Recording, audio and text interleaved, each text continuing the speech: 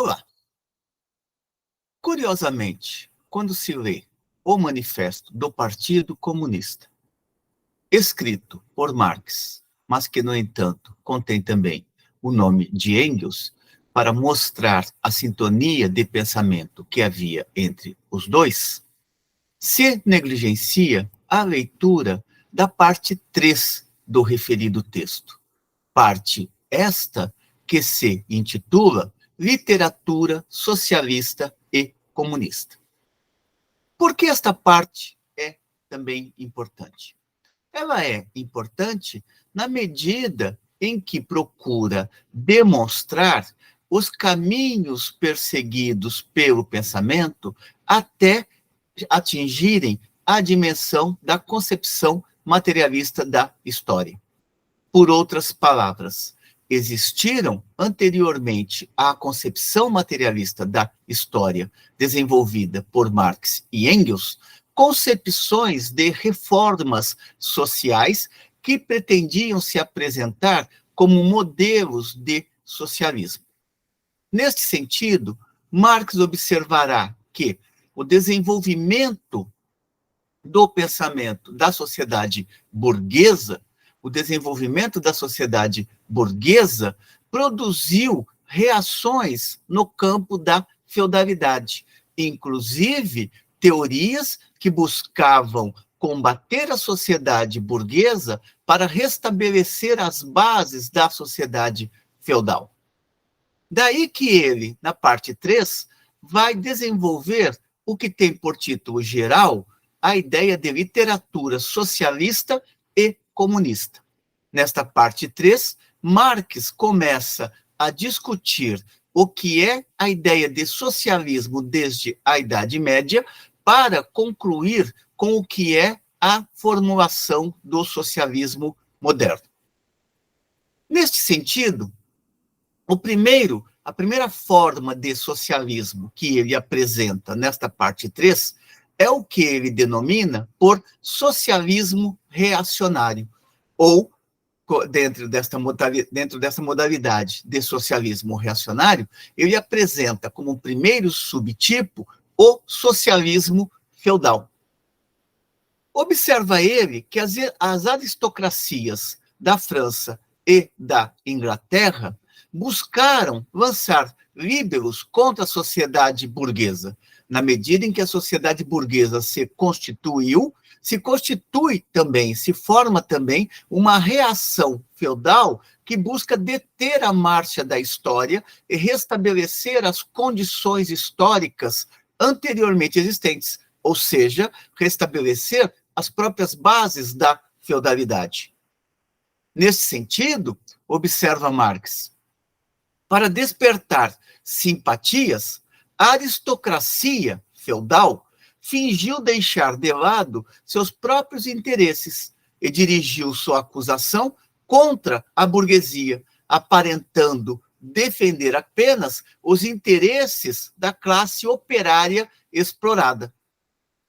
E o faz através de músicas, de sátiras sobre os novos senhores. Quem são os novos senhores? A classe burguesa. E sussurram profecias sinistras a respeito dos rumos que seriam seguidos pela sociedade burguesa. Assim, diz Marx, surgiu o socialismo feudal, que era, em parte, lamento, em parte, uma galhofa, em parte, ecos do passado e ameaças ou prognósticos sobre ameaças futuras do que representaria a sociedade burguesa. No entanto, em todas as suas produções, este socialismo feudal, ele mostrava a sua impotência para compreender a marcha da história moderna, ou seja, não compreendeu que a feudalidade estava sendo superada historicamente e que não havia modo ou meios para restabelecer as bases da sociedade feudal. Prossegue Marx observando que quando os feudais demonstraram que o seu modo de exploração era diferente daquele que estava se desenvolvendo com a ascensão da burguesia, esqueceram apenas de demonstrar que o feudalismo também explorava, só que em circunstâncias e condições completamente diversas, e que aquelas formas de exploração feudal estavam definitivamente superadas pela própria marcha da história. Não tinha mais como restabelecer aquela forma de dominação sob o campesinato, e muito menos manter de pé a estrutura feudal na qual os senhores feudais exploravam o campesinato. Prossegue Marx observando que esse socialismo feudal, quando ressaltam que sob o regime feudal o proletariado moderno não existia, esquecem que a burguesia foi precisamente um fruto necessário de sua organização social, ou seja, da própria estrutura feudal, como que as contradições que perpassavam a sociedade feudal são aquelas que produziram não apenas a superação da ordem feudal, como também produziram o nascimento do proletariado moderno, de uma nova classe que seria explorada pela burguesia. Portanto, não houve a superação da dominação de classes, mas tão somente a configuração das relações de exploração sob novas modalidades muito mais avançadas do que aquelas que estavam presentes no período do modo de produção feudal. Além disso, observa Marx, ocultam tão pouco o caráter reacionário de sua crítica que sua principal acusação contra a burguesia consiste justamente em dizer que a burguesia, assegura sob seu regime o desenvolvimento de uma classe que fará ir pelos ares toda a antiga ordem social. Ou seja, na verdade, eles estão procurando restabelecer as bases da sociedade feudal. Quando Marx fala de reacionarismo, é porque ele está mostrando, evidenciando, não apenas uma tendência de manter as bases da sociedade existentes, mas sim voltar ao passado e restituir a estrutura social existente no passado, mas que, no entanto, já foi superada historicamente pelo modo de produção capitalista ou pela sociedade burguesa. Isto não quer dizer para Marx que a sociedade burguesa seja melhor do que a sociedade feudal, na medida em que ambas mantêm as relações sociais de produção com base na exploração. Significa apenas que a sociedade burguesa é um momento necessário, duplamente necessário. Primeiro, porque supera a ordem burguesa, e segundo, porque coloca as condições para que se desenvolva a teoria do socialismo moderno e a classe do proletariado moderno, que pode se organizar para colocar abaixo a própria sociedade burguesa, na medida em que a sociedade burguesa desenvolve as forças produtivas sociais necessárias para a constituição de uma sociedade onde as relações de exploração não sejam mais necessárias, não estejam mais presentes. O que reprovam a burguesia, estes socialistas feudais, o que reprovam a burguesia é mais o fato de ela ter produzido um proletariado revolucionário que o de ter criado o proletariado em geral. Tanto é que estes socialistas feudais, na luta política, participam ativamente de todas as medidas de repressão contra a classe operária. E, na vida diária, na vida cotidiana, a despeito de sua pomposa fraseologia, conformam-se perfeitamente em colher as maçãs de ouro da árvore da indústria e em trocar honra, amor e fidelidade pelo comércio de lã, açúcar de beterraba e aguardente. Lembremos, por exemplo, que o desenvolvimento da sociedade burguesa na Inglaterra foi atravessado também por uma aproximação da aristocracia rural com a nova sociedade burguesa emergente. Marx observa que semelhantes traços podem ser observados também naquilo que ele denomina socialismo clerical, ou seja, aquelas tendências mais humanísticas presentes no interior da Igreja Católica ou dentro da fé cristã. Uma segunda forma de socialismo que Marx aponta dentro deste leque do socialismo reacionário é o que ele denomina por socialismo pequeno burguês. Quais são os elementos constitutivos deste socialismo pequeno burguês? Observa Marx. A aristocracia feudal não é a única classe arruinada pela burguesia. Os senhores feudais não serão a única classe que será superada historicamente pelo conjunto da burguesia, portanto, pelo desenvolvimento da sociedade capitalista. A aristocracia feudal não é a única classe arruinada pela burguesia. São também arruinados os pequenos burgueses e os pequenos camponeses da Idade Média. Na verdade, estes pequenos burgueses e pequenos camponeses da Idade Média são os precursores da burguesia moderna. Para entender esta reflexão de Marx, é necessário uma leitura, por exemplo, do capítulo sobre a acumulação primitiva do capital. Lembremos que a burguesia não nasce consolidada como burguesia industrial. Existe um largo processo de desenvolvimento que conduzirá à acumulação de capital, à constituição da manufatura e, posteriormente, à grande indústria. E este desenvolvimento embrionário do capital, ele terá como ponto de partida os pequenos burgueses e os pequenos camponeses da Idade Média, alguns dos quais foram acumulando capital, se enriquecendo, e com isso foram transformando a propriedade agrária em propriedade essencialmente capitalista. Os pequenos burgueses e os pequenos camponeses da Idade Média são os precursores da burguesia moderna.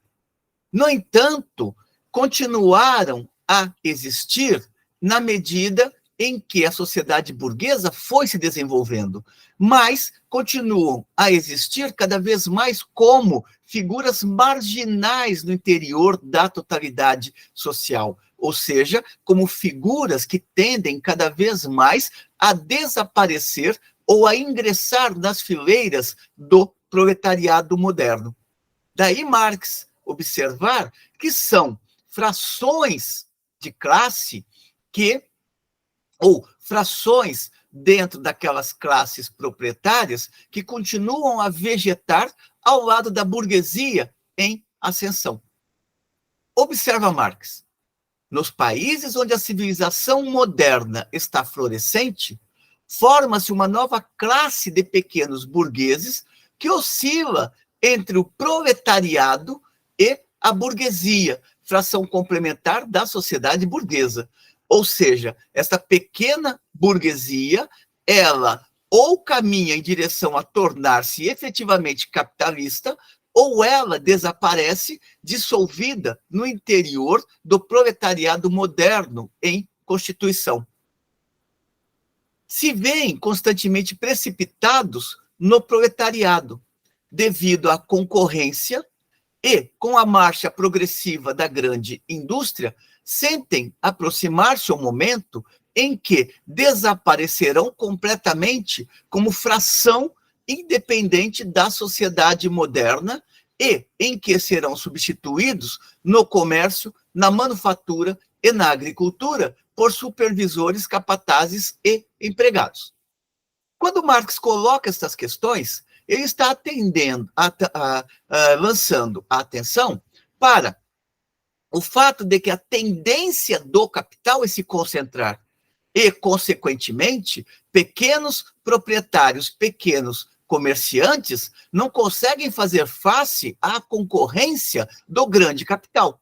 A tendência destes pequenos proprietários ou de pequenos comerciantes é a de desaparecerem. Não tem como a lojinha da esquina concorrer com a grande loja de departamentos. Não tem como o sacolão que vende hortifruti grangeiros concorrer com o grande mercado que tem ali promoções toda a semana, seja de hortifrutis ou seja de outros produtos. Consequentemente, a tendência destas figuras se tornarem cada vez mais marginais no interior da totalidade do capital, ou então estas figuras desaparecerem e se tornarem assalariadas. Prossegue Marx observando que, para reagir contra o desenvolvimento do capitalismo, estes pequenos proprietários, pequenos comerciantes, também encontraram os seus defensores, portanto, se constituiu em torno deles uma determinada literatura socialista, a qual Marx chama, por literatura, pequeno-burguesa. Este socialismo pequeno-burguês, observa Marx, ele teve uma certa importância do ponto de vista das denúncias que fazia. Este socialismo dissecou as contradições inerentes às modernas relações de produção. Pôs a nu as hipocrisias, apologias e apologias dos economistas burgueses. Demonstrou de um modo irrefutável os efeitos mortíferos das máquinas e da divisão do trabalho, da concentração dos capitais e da propriedade territorial, a superprodução, as crises, a decadência inadiável dos pequenos burgueses e pequenos camponeses, a miséria do proletariado, a anarquia da produção, a clamorosa desproporção na distribuição das riquezas, a guerra industrial de extermínio entre as nações, a dissolução dos velhos costumes, das velhas relações de família, das velhas nacionalidades. Portanto, tocou em um leque de problemas que emergiam com a dissolução da sociedade feudal e constituição da sociedade burguesa. Porém, observa Marx, este socialismo pequeno burguês, ao fazer todas as suas denúncias e todas as suas críticas, no fundo, apenas propugnava pelo restabelecimento dos antigos meios de produção e de troca, e com eles, das antigas relações de propriedade e toda a antiga sociedade, ou seja, propugnavam pela volta às bases da sociedade feudal. Nesta crítica, tentavam fazer entrar à força meios modernos de produção e de troca no quadro estreito das relações de propriedade feudais, que já haviam e estavam sendo progressivamente destruídas pela sociedade burguesa. Processo este que Marx considera como uma necessidade histórica, uma vez que o desenvolvimento da sociedade burguesa leva as contradições cada vez mais ao seu limite, abrindo espaços para que se constitua a crítica necessária do proletariado a essa própria sociedade burguesa. Neste sentido, este socialismo dos pequenos proprietários, dos pequenos comerciantes, ele tinha um conteúdo reacionário e utópico. Reacionário porque procurava voltar ao passado, e utópico porque não estabelecia a devida crítica à sociedade burguesa emergente.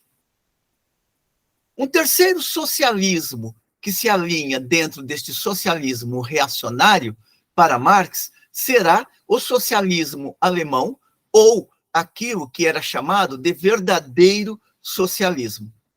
Este socialismo, observa Marx, era uma cópia mal feita das teorias socialistas que haviam se desenvolvido na França no mesmo período. A diferença é que a França já estava em sintonia, a França e a Inglaterra já estavam em sintonia com o mundo moderno. Ou seja, nesses dois países, a burguesia já havia realizado as suas revoluções burguesas, enquanto que a Alemanha continuava a ser ainda um país extremamente atrasado e extremamente marcado pelas estruturas feudais.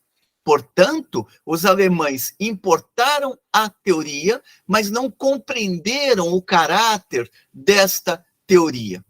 Daí Marx observar que, nas mãos dos alemães, esta literatura francesa e inglesa tinha deixado de ser a expressão da luta de uma classe contra a outra.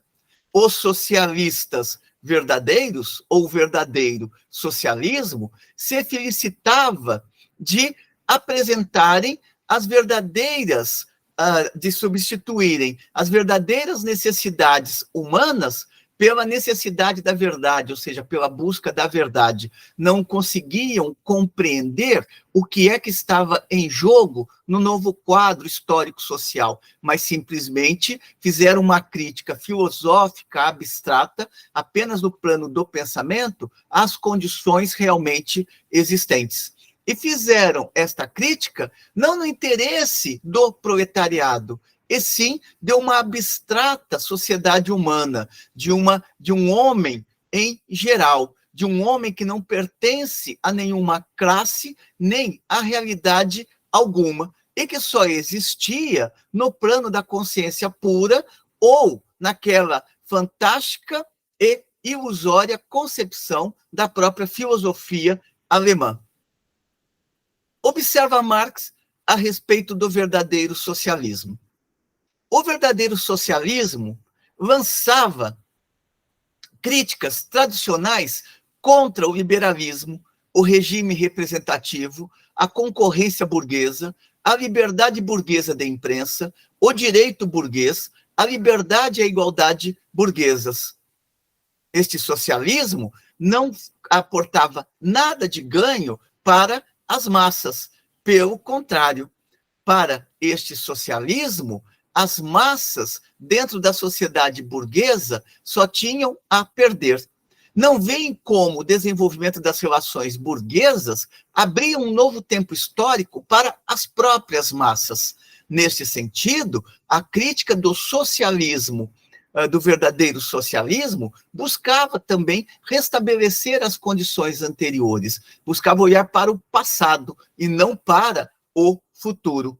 Utilizava-se da crítica francesa de uma maneira totalmente equivocada. Enquanto a crítica francesa apontava para o desdobramento futuro, o verdadeiro socialismo apontava para um desdobramento, mas que procurava resgatar o passado. Não estabelecia a verdadeira crítica social que era necessária. Observa ainda Marx que este socialismo ele era baseado fundamentalmente na fraseologia.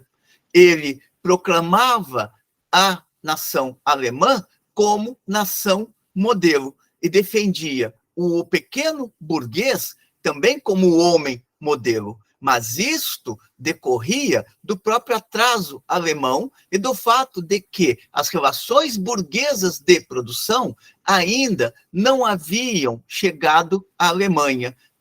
Lembremos que a Alemanha realizou tardiamente a sua revolução burguesa, assim como aconteceu na Itália de realizar tardiamente a sua revolução burguesa. Até metade do século XIX, eram ainda nações extremamente à margem do grande movimento histórico. Lembrando que este movimento histórico para Marx e para Engels, são as revoluções burguesas que lançaram definitivamente para o baú da história as condições mais arcaicas de existência da sociedade humana, abrindo espaço para as condições modernas das relações sociais, lembrando também que, para Marx, a sociedade burguesa apenas realiza a revolução política, mas ela cria as condições para a realização da revolução social, ou seja, aquela que colocará abaixo as estruturas de classe.